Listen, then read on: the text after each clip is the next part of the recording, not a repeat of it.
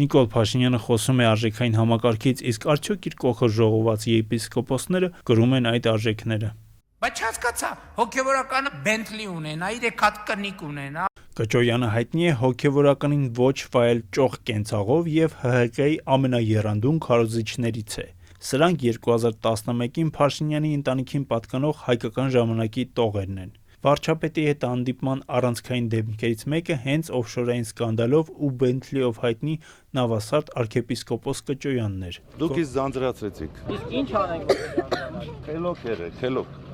Արժեքային այլ համակարգի մասին էր նախկինում խոսում Գևորգ եպիսկոպոս Սարոյանը։ Նա վեհափառ հայրապետին վերագրվողը որակում էր բամբասանք ընդամենը ամիսներ առաջ։ Հիմա այդ բամբասանքները տարածողի կողքին է։ Մենք ավելի լավ է հալածվող եկեղեցի մնանք, քան դառնանք գործիք։ Մի անգամ դարձանք